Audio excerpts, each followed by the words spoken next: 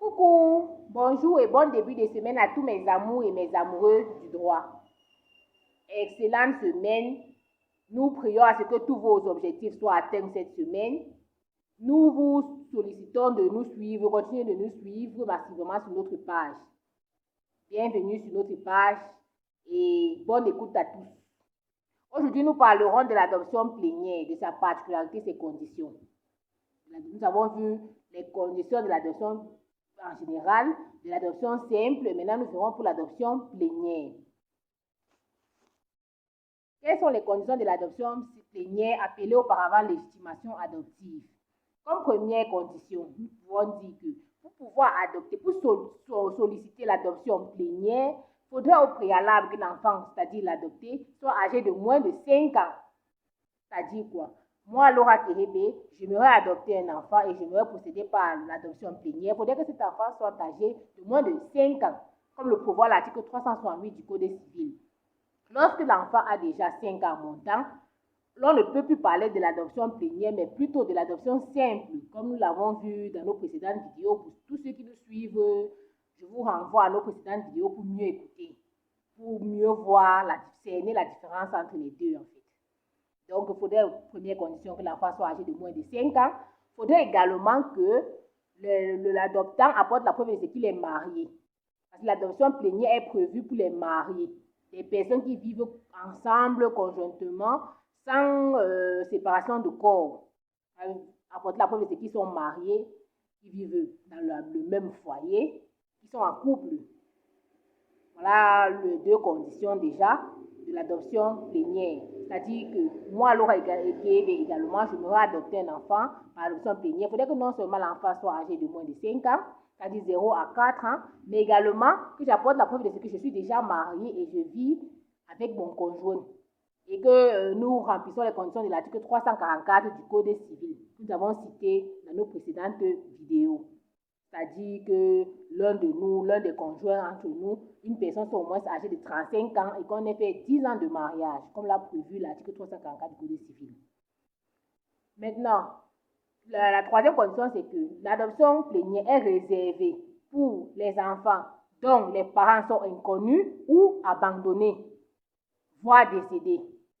Donc, généralement, on procède à l'adoption plénière lorsque soit les enfants ont été abandonnés par leurs parents, ces derniers sont inconnus de tous, ou encore les parents sont décédés. Et lorsqu'ils sont décédés, il faudrait le consentement du conseil de famille. Pour ceux-là qui vivent dans les orphelinats, les services sociaux, il faudrait le consentement du responsable de l'orphelinat ou du service social, comme le prévoit l'article 368 également du Code civil.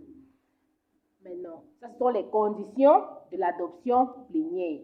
Première condition, l'enfant doit être âgé de moins de 5 ans. Deuxième condition, il faudrait que les couples, l'adoptant soit mariés. Il apporte la preuve de ce qu'il vit conjointement avec son épouse et qu'ils ne sont pas en séparation de corps. Troisième condition, il faut que les parents de cet enfant soient abandonnés ce dernier, c'est-à-dire l'adopté, ou encore sont inconnus de tous, ou encore décédés. Et lorsqu'ils sont décédés, il faudrait le consentement du conseil de famille. Généralement, même l'adoption plénière concerne plus les inconnus, en fait. Donc, il faudrait le conseil du chef hiérarchique de l'orphelinat, lorsque cet enfant est à l'orphelinat, du service social, lorsque cet enfant est des services. Bref, le consentement du supérieur qui a la tutelle de l'enfant. Maintenant, quelles sont les particularités de l'adoption plénière? Comme particularité de l'adoption plénière, la toute première particularité, c'est que cette adoption est irrévocable.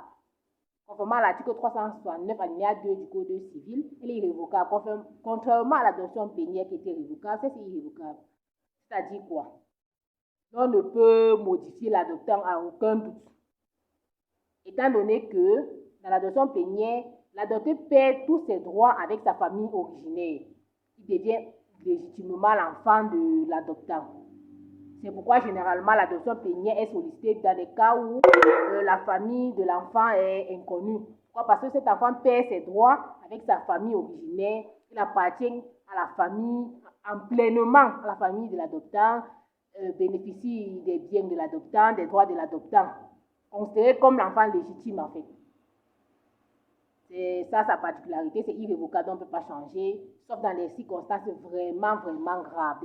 Lorsque le motif est extrêmement grave, que l'on pourra solliciter la révocation de l'adoptant. Sinon, dans le cas général, l'adoption plénière est irrévocable. C'est-à-dire quoi? Moi, Laura Kérébé, je suis mariée, j'apporte la preuve de que je suis mariée et que cet enfant est âgé de moins de 5 ans. Lorsque j'adopte cet enfant de façon plénière, l'on ne pourra en aucun cas solliciter ma révocation. C'est irrévocable. Donc, je vais rester éternellement le parent de cet enfant.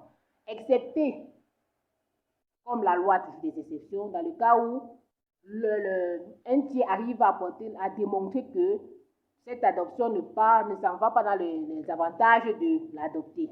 Sauf dans ces cas-là que l'on pourra solliciter ma révocation. Sinon, en général, l'adoption plénière est irrévocable.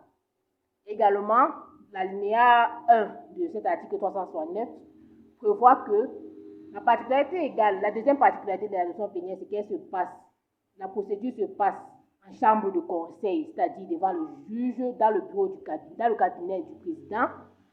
Maintenant, la décision est rendue à l'audience publique sur requête. Donc, pendant l'enquête, pendant la procédure d'adoption, elle se fait dans le cabinet du président. Maintenant, lorsque ce dernier, après avoir étudié le dossier, décide de vider sa saisine, de rendre la décision, c'est-à-dire d'ordonner l'adoption de cet enfant, il le fait à l'audience publique sur requête. Donc, et comme nous le disons tantôt, dans l'adoption payée, l'enfant bénéficie de plein droit des biens, des biens, des avantages de cette adoption de la nouvelle famille, de la famille de l'adoptant. Il bénéficie de tout, car il perd complètement les liens de rattachement avec sa famille originaire. Il est considéré comme enfant légitime de l'adoptant, en fait. Donc, ça, c'est en grande ligne les conditions et la particularité de l'adoption. Nous espérons que vous allez continuer à aimer. Nous vous prions de poser des questions, d'apporter des suggestions, de partager, de solliciter des thèmes également, de discuter. Nous ferons des directs parfois pour pouvoir mieux échanger. Sur ce, passez une agréable journée, bon début de semaine et que vos objectifs soient tous atteints. À la prochaine.